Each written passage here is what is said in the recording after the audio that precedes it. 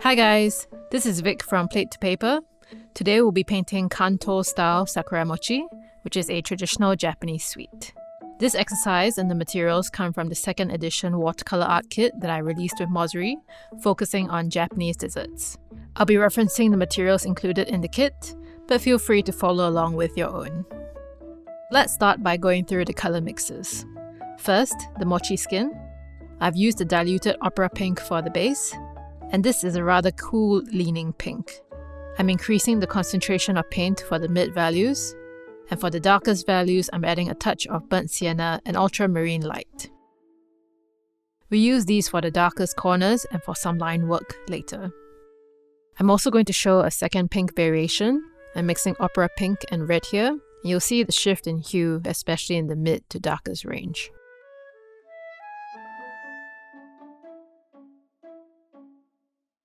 I've also added burnt sienna and ultramarine for the last mix, so take this option if you prefer a warmer leaning pink. Next is the red bean paste. We're starting with opera pink and ultramarine, giving us a purple which will tone down with burnt sienna for the base mix. Dilute it with water for the first wash, and for the darkest values we'll add neutral tint to the base mix. The leaves in Sakura Mochi tend to have a yellow-brown undertone, so we'll start with yellow ochre here. We'll proceed to mix a range of earth tone greens, first with yellow ochre and viridian. For the darkest values, I'm adding first burnt sienna to the green mix. We can increase the concentration of both colours for the darker mix, followed by neutral tint for the last mix. So our basic palette is done, so let's start painting. I'm starting with a light wash of pink, moving carefully here to avoid the leaves.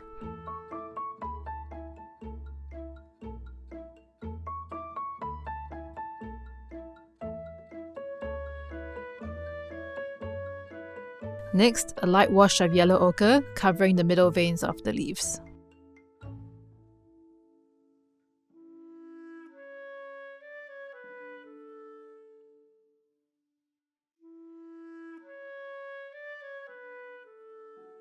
After the first pink layer is dry, we can apply the first red bean layer.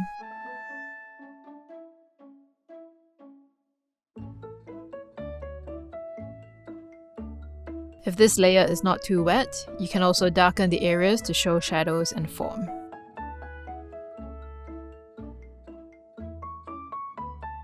Now I'm applying the base green to the leaves. Using my brush strokes, I'm avoiding the veins before moving to the edge of the leaf. If you're having trouble here, I would advise taking excess liquid off your brush.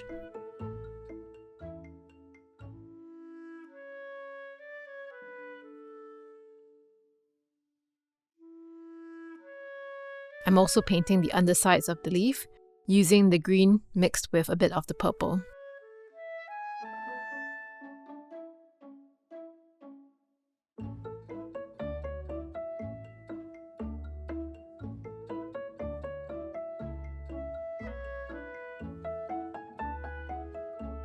Back to the red bean, I've added a bit of burnt sienna to the base purple mix. And I'm using this glaze to shift the hue of the base layer.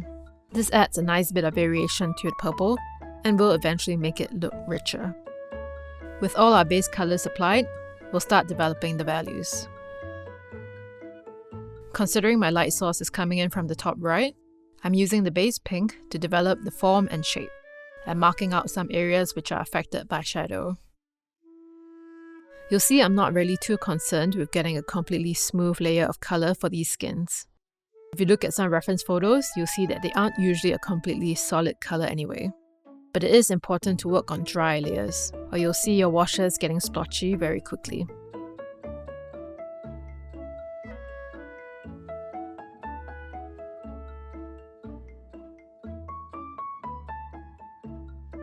I'm also painting in some light lines to define the shape, using a mix of opera pink and the previous red bean mix. I'm making sure there's some variation in the line, colour and width. I've left the very bottom of the mochi here lighter in color. This helps to convey the reflected light from the bottom.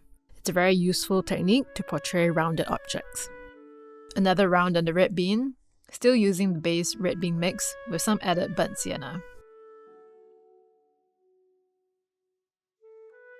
Now we can really start bringing the leaves to the fore with deeper colors. These are actually salt pickled cherry blossom leaves, and the pickling process is what gives them this lovely gold brown undertone. Depending on your reference image, they may look lighter or darker, greener or more brown, so feel free to adjust what you feel like. Between layers, it's really important that you consider how dry the surface is. And generally, you'll want to increase the concentration of your paint with each layer. If you want to cut down on the working time, you can start with darker colors in the initial washes, but I personally enjoy building up the values slowly over the course of the painting.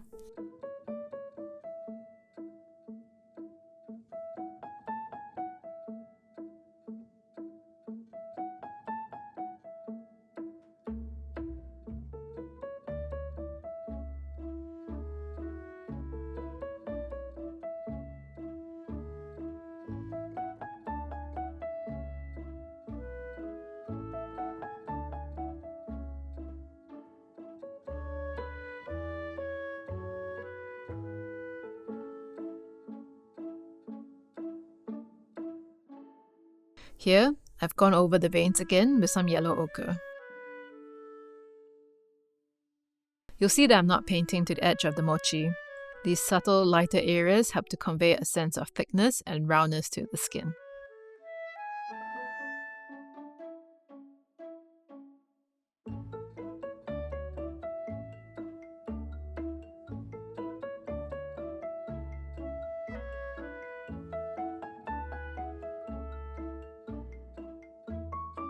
Here, I'm using the pink pencil to provide some definition and light outlines to the shapes. I use this a lot because pink plays very well with all common food colors. The darkest greens I've used here to emphasize the roundness of the shape and the light source, and to add definition to the sharp edges of the leaves. When I'm painting in these thin lines, I'm always keenly aware of the shape that my brush currently has, and I'm rotating my brush according to which direction I'm going in. It also definitely helps here to use a drier brush.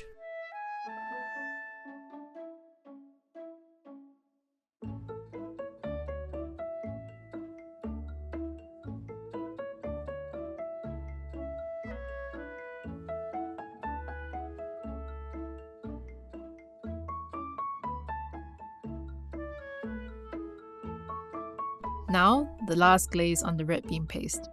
I really like the subtle variations in color here. It's a relatively simple painting, but I think details like these give it a lot of life.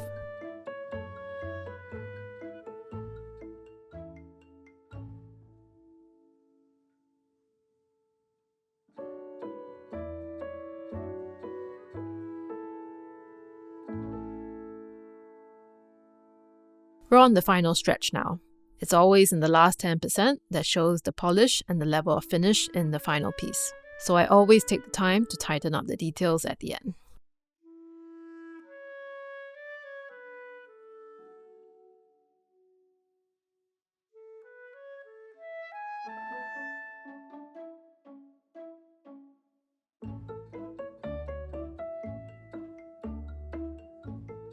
We're at the last layer of the mochi skin. I'm using the darkest pink to emphasize the shadows and the folds. And we're done. This was a pretty simple and fun piece, and I hope you enjoyed this tutorial. Let me know in the comments if you found it useful or if you'd like to see something more specific in a future video.